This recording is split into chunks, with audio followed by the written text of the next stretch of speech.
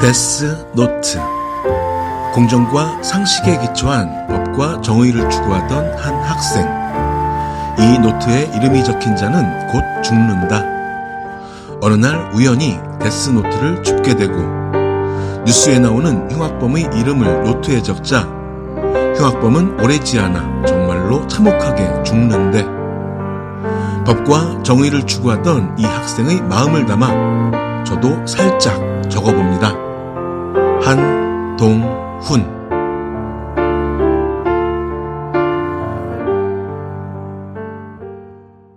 이 상황을 어떻게 설명할까요? 아니, 왜 자꾸 거짓말 하냐고 물어야죠. 그러면. 네. 자, 그러니까 이게 지금 이 시간에 저희 더 탐사를 가장 열심히 보는 분들이 아마 TV조선 기자들, 또 조선일보 기자들일 텐데, 내일 아침 신통방통 시간에 저희의 질문에 대해서, 의문에 대해서 답변을 하세요. 과연 새벽 3시까지 이세창하고 단둘이 있었던 것이 아니고 이세창과 플러스 2명과 함께 있으면서 그 오브리 연주를 해줬는데, 굳이 그거를 숨기기 위해서 남자친구한테 거짓말을 해야 할 이유가 있을까? 늘상 그건 직업상 12시 넘어서까지 연주를 해주고 들어오는 경우는 다반사인 거예요. 첼리스트는. 특별한 일이 아니에요, 이거는, 그날이. 아니, 조선일보 당직 기자님, 저희 오늘 또 방송 모니터링 하고 계실 텐데, 당신들이 쓴 소설이, 아침 드라마로 나가도 욕먹어요. 그렇게 스토리가 왔다 갔다 하면. 그러면 자. 욕하면서 보는 맛은 있죠. 드라마. 욕하면서 보는 거죠. 우리가. 자, 그래서 이제 할 수 없이 이세창 플러스 2명 정도하고 함께 있으면서 오브리 연주를 해주는 남자친구한테 거짓말을 해줘야 할 동기를 만들기 위해서는 어떻게 해야 되냐. 남자친구를 성격 파탄자로 만들어야 돼요. 의처증 환자로 만들어야 돼요. 그렇죠. 네, 그래서 뭔가 조금만 이상해도 넌 다른 남자하고 있어. 지금서 막 몹시 추궁하고 화내고, 그리고 그런 것들이 과거에서부터 지금까지 계속 반복되어 온 것처럼 그 이상한 남자로 만들어 가야 되는 거예요. 그래서 그렇죠. 실제로 그 시도를 합니다. 누가? 조선일보가. 조선일보가. 그리고 누가? 변호사가.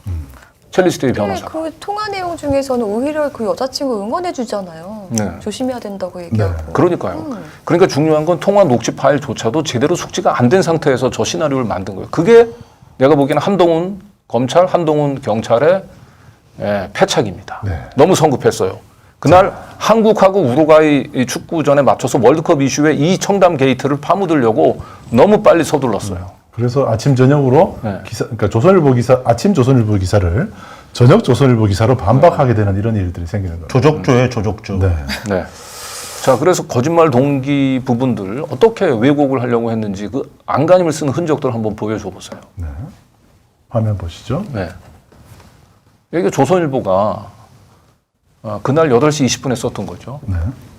예, 동기를 설명해야 돼요. 거짓말. 첼리스트의 거짓말. 그러니까 남자친구를 막 성격 파탄자로 몰아가려니까 폭언 남친 의심 피하려 거짓말했다. 한번 들어보세요. 그 당시 그 자정 무렵에 통화했었던 그 남자친구하고의 녹취 파일을 통화한 내용을 다시 한번 들어보시라고요. 저희가 공개한 파일들은 이제 뭐 부분 잘라서 보여드렸으니까, 아, 얘네들이 일부러 욕하는 장면은 빼고, 톡 녹취는 빼고 공개를 했나?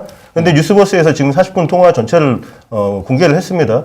그 중에 지금 첼리스트에 대해서 뭐 추궁을 하거나, 첼리스트는 굉장히 신난, 업된 상태에서 남자친구한테 막 자랑을 해요. 남자친구가, 그랬어? 그런 일도 있었어? 이렇게 막 맞장구를 치고 재밌어하는 장면에서 어디서 지금 협박하고 폭언을 내뱉는 장면이 있습니까? 그러니까요. 자, 그래서 이 부분들과 대해서는 이제 그동안에 남자친구, 저희 제보자죠. 제보자가 침묵하다가 이 이제 경찰에서 이제 포렌식을 통해서 가져갔던 핸드폰을 돌려받자마자 이 조선일보의 이런 조중동의 이런 보도, 자기를 성적 파탄자, 의처증 환자로 모는 것에 대해서 본인이 이제 경고를 날려요. 예.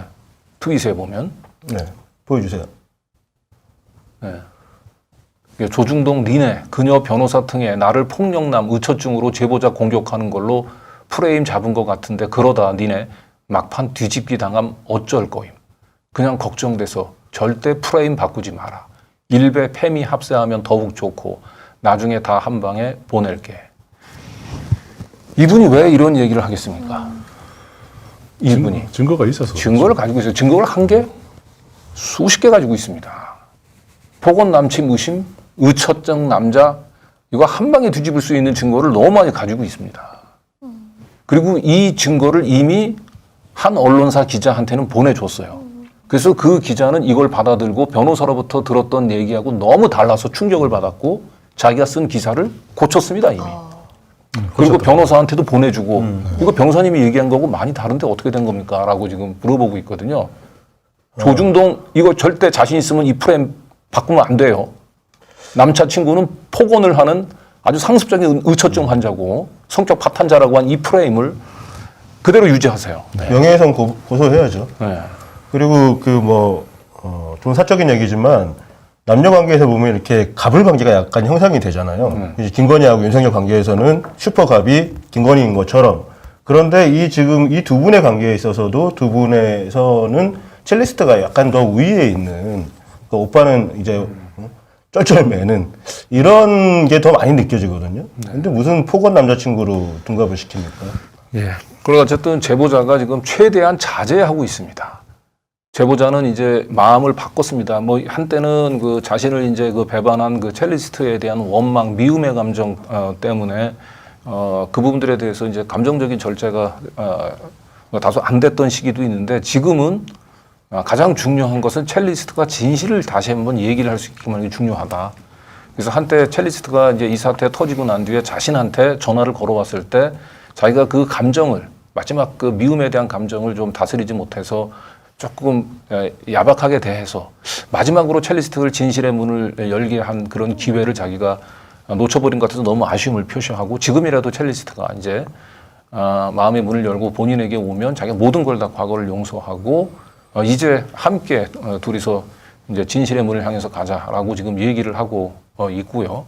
지금 이제 제보자는 이 윤석열 그다음에 그 언론의 잘못된 왜곡된 프레임에 맞서 싸우겠다. 본인이 실제로 이걸로 한동훈 검찰에 의해서 구속되는 한이 있더라도 자기가 맞서 싸우겠다라고 하는 강한 의지를 보이고 있고 그리고 그래서 지금 뭐 어제 오늘 사이에 이 제보자의 이 트위터 팔로우가 한 뭐 1,000명, 1,500명 이렇게 하루 사이에 늘어난대요.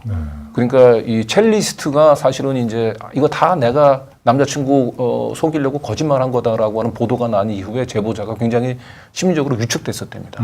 아, 이걸 어떻게 밝혀나가지라고 얘기를 했었는데 오히려 많은 시민들이 이 조중동의 보도 이런 여론몰이에 현혹되지 않고 우리가 알건데 이거는 100% 첼리스트가 얘기한 건 사실이다. 우리는 흔들리지 않는다. 그러니까 제보자 당신도 유축되지 말고 함께 진실의 문을 향해 나가서 열린 일에 매진하십시오. 우리가 응원합니다라고 하는 이런 응원의 메시지가 뭐 지난 한 이틀 사이에 어마어마하게 몰려들었다고 해요. 그래서 이분이 이제 다시 시민들 응원 덕에 힘을 찾았습니다. 네. 조선일보는 지금 세월호 참사 때 홍가희 씨를 그렇게 매도를 해서 벌금도 어마어마하게 받고 모든 재판에서 졌는데 이번에 지금 똑같이 홍가희 씨처럼 제보자분을 그렇게 공격을 하고 있는 거예요. 네.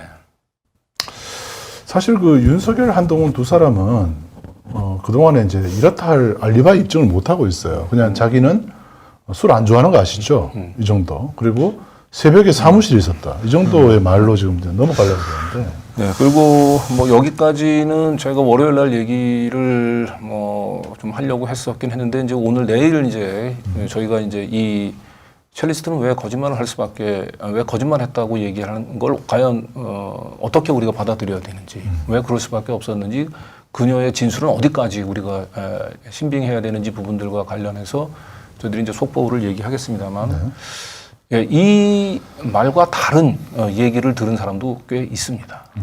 근데 이 부분 정도만 오늘은 얘기를 하겠습니다. 그렇죠. 그러니까 경찰에 가서 얘기한 진술이 진실일 가능성도 물론 있긴 하지만 그 반대되는 가능성, 그 반대되는 얘기를 들은 사람들도 꽤 있다라고 하는 말을 전합니다. 네. 자, 이 윤석열 대통령이 지난 주말인가요? 그 국민의힘 비대위원들하고 뭐 술자리를 했나 보더라고요. 거기서 동백 아가씨를 아예 모르는 노래라고 얘기를 했다고 그래요. 그러니까 여기서 지난 한 달 동안 얼마나 숨죽이고 기다렸겠습니까? 스스로 알리바이를 확인할 수 있는 좋은 방법이 있는데 한 달 동안 내내 그냥 조용히 있다가 계속 가짜 뉴스라고 얘기를 하다가 이제 첼리스트가 아 그건 다 남자친구 속이려고 제가 다 거짓말한 거예요라고 얘기했더니 이제서야 이제 밖으로 기어 나와가지고 이제 저 부분들에 대해서 저렇게 이제 자랑스럽게 해서 이제 여유를 가지면서 얘기를 하고 있어요. 네. 아직 여유를 차릴 때는 안 돼요. 그런데 너무 나갔어요. 여유를 차리면서 적당히 이제 그 수위를 조절해야 되는데 윤석열 대통령이 동백아가씨를 자기가 불렀다는 게 그게 무슨 소리인지 모르겠다. 요 정도는 알아요. 괜찮아요. 그런데 동백아가씨가 무슨 노래인지 모른다고 했다니. 모르기가 쉽지 않죠, 저 노래를. 아니 그 김만배 모른다는 얘기랑 똑같이 들리네요. 네. 뭐 그렇죠. 김만배 모른다는 얘기하고 거의 그거보다도 더 심한 거예요, 심하죠. 사실은. 네. 이미자의 그 동백 아가씨를 모른다고 하는 것은 애국가를 모른다는 얘기랑 거의 같아요. 거의 같은 수준의 얘기예요. 저 나이 때는. 모른다. 저도 아는데. 네? 동백 아가씨를 모른다. 야, 너무 나갔어요. 너무. 모르는 것도 그냥 많고. 동국의 아가씨를 부른 적이 없다라고만 하고 끝냈어야 되는데 모른다. 무슨 노래인지 모른다. 정말 모르는 것도 많고 할 줄 아는 것도 없고. 예. 그리고 여기서 이제 다음 주제로 넘어가기 전에요. 우리가 여기서 한 가지 잊지 말아야 될 것은 저희가 청담 게이트 첫 보도가 10월 24일입니다. 네. 10월 24일서부터 한동훈은 저걸 가짜 뉴스라고 규정을 줬어요. 그런데 무려 한 달간 뭐 조금만 자기 성미에 맞지 않은 건 바로 고발을 해버리는 고발대장 한동훈 씨가 지금까지 저희 더 탐사 김우겸 의원 상대로 해서 그 어떤 법적인 조치도 취하고 있지 않다는 거예요. 왜 고소를 하지 않을까? 이상하지 않습니까? 고발대장 한동훈 씨가 왜 유독 청담 게이트에 대해서는 고소를 하지 않을까요? 고소하라고 그랬잖아요, 그때. 네, 고소하라고 그래서 자신 있어요. 아니 오늘 집에 갔다 오니까 뭐 저 수서서 도착하자마자 이미 고소했다고 그러니까 기사가 뜨던데. 이것은 빛의 속도로 고발을 하잖아요. 우리 띵동하고 돌아선 순간에 이미 경찰서에 전화한 것 같아. 자 이거는 한동훈 씨가 이제 우리를 고소를 하게 되면 한동훈 씨의 알리바이를 경찰이 확인해야 됩니다. 네? 그래서 한동훈 씨가 고소한 것이 사실인지 아닌지를 확인해야 돼요. 이제 한동훈 씨가 직접 이 사건의 당사자로 들어오는 겁니다. 그런데 지금은 한동훈 씨가 고소를 하지 않았으니까 그냥 이세창하고 단 2명 정도만 있었다라고 하는 걸로 그냥 사건을 종결 지을 수가 있어요. 굳이 한동훈, 윤석열의 그날 당일의 행적을 확인해 볼 필요는 없어요. 그런데 한동훈이 고소하는 순간 한동훈 씨의 말이 사실인지 아닌지를 확인하기 위해서는 한동훈 씨가 그 당시 실제로 당일 행적이 뭔지를 확인해야 됩니다. 그리고 무려 그 당일 행적이 확인 결과 20일 새벽 3시에 이세창 씨와 함께 있었다고 얘기한다면 한동훈은 국회에서의 위증 뿐만 아니고 저희들에 대한 무고죄가 되는 거예요. 무고죄. 그리고 다른 걸 떠나서 완전 정치 생명뿐만 아니고 공직자로서의 생명이 다 끝나버리죠. 그래서 그러니까 그때 고소를 못하는 거예요. 걸은 거죠. 저희 이거 뇌피셜 같습니까? 저희가 비장의 무기로 숨겨놓고 아니 있어요. 뇌피셜이라고 생각하시면 기분 나쁘면 한동훈 씨가 고소하세요. 내일이라도. 이미가 우리 뭐 주거 침입으로 고소했다면서요. 근데 왜 청담 게이트 같은 이 본인의 정치 생명, 공직자의 생명에 어마어마한 영향을 미칠 수 있는 이 청담 게이트는 그렇게 가짜 뉴스라고 뻥까만 치면서 왜 정작 고소를 안 합니까? 고소를 하세요. 자신 있으면. 고소하고 뻥까 치지 말고. 그 타워 팰리스에 들어간 입구에 보면 이제 그 거주자만 들어갈 수 있게 돼 있잖아요. 거기에 로고가 다 찍혀 있을 겁니다. 어떤 차가 몇 시에 출입했던 기록이 다 있을 거기 때문에 그걸 공개하세요. 경찰에서는 당장 그 타워 팰리스를 압색해가지고 그 장부를 확인하세요. 네. 그 기록은 아마 파일로 남아있을 거기 때문에 그건 뭐 지우지도 않았을 거고 뭐 용량이 큰 것도 아니고요. CCTV하고는 다릅니다. 그 주차 로고가 있을 거예요. 그거를 확인해서 내일 수 경찰서에서 당장 압색하세요. 자, 그리고 윤석열 경우에도 새벽 1시부터 3시 그날 사무실에 있었다면서요. 그러면 우리를 그냥 고소하세요. 그리고 알리바이 입증하시면 됩니다. 그 조명 네? 조명 썼는 것 때문에도 뭐 즉시 고소를 하시던데. 그러니까요. 새벽 1시서부터 3시 사이에 대통령이 사무실에 있었다라고 하는 것은 여러 가지 기록으로 입증이 가능하죠. 여러 가지. 예. 고소하세요. 좀 윤석열, 한동훈 두 분은 그냥 입으로만 가짜뉴스라고 얘기하지 말고 제발 고소하십시오. 노래를 부를까요? 고소해라, 고소해라. 그거 안 해. 하라는데도 안 해. 일단 즉각 고소하지 않은 것만도 되게 저희가 볼 때 이상합니다. 의심스럽습니다. 예. 두 사람 다 고소를 엄청 잘하는 그러니까요. 사람인데 고소를 안 합니다. 너무 아쉽죠.